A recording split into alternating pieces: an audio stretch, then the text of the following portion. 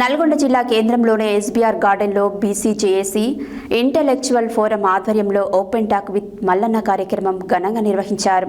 తెలంగాణ రాజ్యాధికార పార్టీ రాష్ట్ర కన్వీనర్ వడ్డే చానయ్య నేతృత్వంలో ఈ కార్యక్రమం కొనసాగింది. ఉమ్మడి జిల్లాల ఇంటెలెక్చువల్ ఫోరం సభ్యులు, మేధావులు, విద్యార్థి నాయకులు, ఎస్సీ ఎస్టీ మైనార్టీ నేతలు పెద్ద సంఖ్యలో హాజరయ్యారు. కార్యక్రమంలో బీసీ నాయకులు తీన్మార్ మల్లన్నకు నేరుగా ప్రశ్నలు అడగగా మల్లన్న అన్ని ప్రశ్నలకు స్పష్టమైన సమాధానాలను ఇచ్చారు. తెలంగాణ రాజ్యాధికార పార్టీ వ్యవస్థాపక అధ్యక్షుడు తీన్మార్ మల్లన్న మాట్లాడుతూ, బీసీల ఏకతత్వంతోనే తెలంగాణలో కొత్త రాజకీయ దిశ ఏర్పడుతుంది. టీఆర్పీ పార్టీ వ్యక్తుల కోసం కాదు, మహనీయుల ఆశయాల సాధన కోసం పుట్టింది అన్నారు. విద్యార్థుల ఫీజు రియంబర్స్మెంట్ కోసం 20% బడ్జెట్ కేటాయిస్తామని, ప్రభుత్వ పాఠశాలల స్థితిని పూర్తిగా మార్చే విధంగా ప్రణాళిక సిద్ధం చేస్తామని తెలిపారు. పేద పిల్లల భవిష్యత్తు ప్రభుత్వ పాఠశాలలోనూ ఉంది, కానీ ప్రస్తుత ప్రభుత్వం వాటిపై శ్రద్ధ చూపడం లేదని ఆయన ఆగ్రహం వ్యక్తం చేశారు.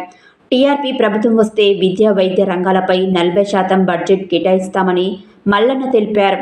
నారాయణ, శ్రీ చైతన్య వంటి కార్పొరేట్ సంస్థలు విద్యను వ్యాపారంగా మార్చేశాయి.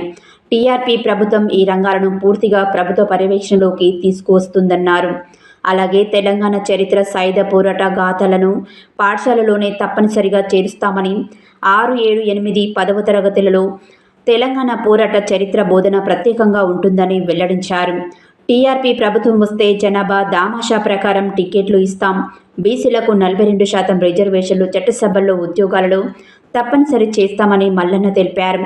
ప్రస్తుత సీఎం రేవంత్ రెడ్డి ప్రభుత్వం బీసీ రిజర్వేషన్ అంశాన్ని నిర్లక్ష్యం చేసిందని, జానారెడ్డి వంటి అగ్రవర్ణ నాయకులు బీసీ రాజ్యాధికారానికి అడ్డుపడుతున్నారని విమర్శించారు.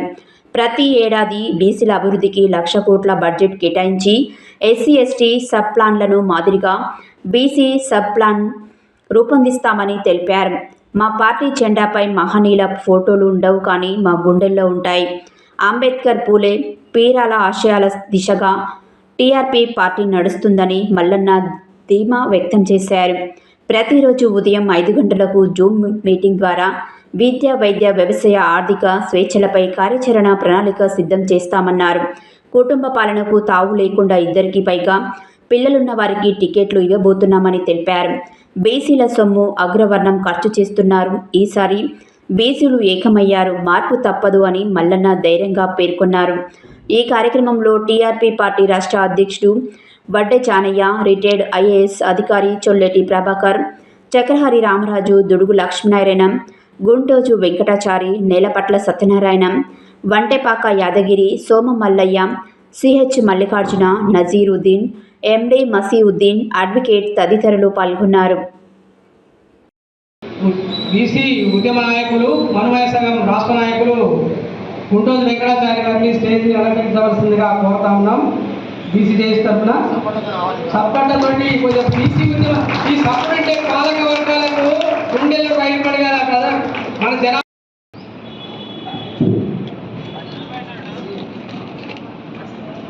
తీన్మార్ మల్లన్న గారిని నేను మనస్ఫూర్తిగా అభినందిస్తున్నాను.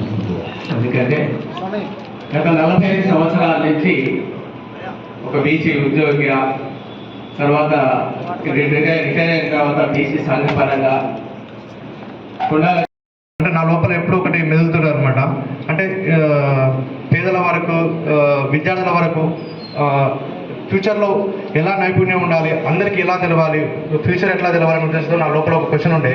ఆ క్వశ్చన్ ఒకటి అడుగుదాం అనుకుంటున్నా. ఏంటంటే, మనము పాఠశాలల్లో 6th, 7th, 8th, 9th, 10th క్లాసులలో పాఠ్యపుస్తకాలలో ప్రశ్న ముందుగా దాన్ని సంధిస్తున్నాం. ఏమంటే, గత ఎన్నికల్లో కాంగ్రెస్ పార్టీ తరఫున పోటీ చేసినటువంటి ఎంతోమంది రేట్లకు ప్రచారం చేసి గెలిపించినటువంటి తీన్మార్ మల్లన్న గారు రాబోయే రోజులలో మన బీసీ యొక్క ప్రజానికానికి ఎటువంటి నమ్మకాన్ని మీరు ఎట్లా సాధిస్తారు? రైట్. రెడ్లను గెలిపించగల శక్తి మల్లన్న దగ్గర ఉన్నట్టే కదా, బీసీలను కూడా గెలిపించగల శక్తి మల్లన్న దగ్గర ఉంది. ఓకే. రెండవది, కేసీఆర్ను తెలంగాణ ఉద్యమంలో కేసీఆర్ను ఈ తెలంగాణ వాదాన్ని గెలిపించడానికి శక్తి మల్లన్న దగ్గర ఉంది కదా, అదే కేసీఆర్ను ప్రగతి భవన్లకి గుంజుకొచ్చి బయట వేసే శక్తి కూడా మల్లన్న దగ్గర ఉంది. కాబట్టి you don't bother about that. వాళ్ళకి ఏం సమాధానం ఏం చెప్పక కానీ నేను చెప్తా ఉన్నా, వాళ్ళ కోసం కాదు ప్రశ్న, నీ కోసం చెప్తా ఉన్నా. తీన్మార్ మల్లన్న యుద్ధంలో గెలవడానికి ఎన్నో ప్రయత్నాలు చేశాను. ఒకవేళ కేసీఆర్ కనుక ఇప్పుడు అధికారంలో ఉంటే ఈ పార్టీకి నేను మర్డర్ అయిపోయేటోని. ఇవన్నీ మీకు తెలియదు, ఎందుకంటే నన్ను జైల్లోనే ఖతం చేయాలని అనేక రకాలుగా చేశారు. ఇప్పుడు ఈ ప్రశ్న అడిగేటోనికి ఎవరికి కూడా ఓ జైలు జీవితము, ఓ ప్రజల కోసం పోరాటము. తీన్మార్ మల్లన్న మీద 80 కేసులు ఉన్నాయా? 80 కేసులు ఉన్నాయి. తీన్మార్ మల్లన్న మీద ఉన్నటువంటి కేసులు ఏం కేసులు ఒకసారి ఎంక్వైరీ. తీన్మార్ మల్లన్న ప్రొఫైల్ ఆడొస్తుంది. ఎప్పుడైతే తీన్మార్ మల్లన్న బీసీ ఉద్యమాన్ని స్టార్ట్ చేసిండో అప్పుడు బయటకు వస్తారు. వీళ్ళు తీన్మార్ మల్లన్న వాడుకుంటే వెళ్ళిపోతారు. తీన్మార్ మల్లన్నతోనే ప్రమాదం ఇప్పుడు వాళ్ళకు. ఎందుకంటే తీన్మార్ మల్లన్నతోని రెడ్లకు అగ్రవర్ణాలకు ఎంత ప్రమాదం ఉందో వీళ్ళకంతే ప్రమాదం ఉంది. ఎందుకంటే వీళ్ళని కూడా ఖతం చేస్తాడు కాబట్టి ఆ ప్రమాదం. Thank you. థ్యాంక్స్ అన్న, మాలాంటి విద్యార్థులకు క్లారిటీ ఇచ్చినందుకు. యాక్చువల్లీ మేము బీటెక్ ఫైనల్ ఇయర్ స్టూడెంట్, మన ఫస్ట్ టైం ఓట్ చేసిన. Thank you. Thank you. 22 మంది పిల్లలు చదువుతా ఉన్నారు, కేవలం 22 మంది.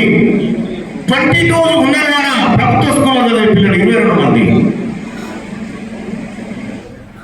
వాళ్ళ చదువు చెప్పడానికి అవసరం టీచర్లు.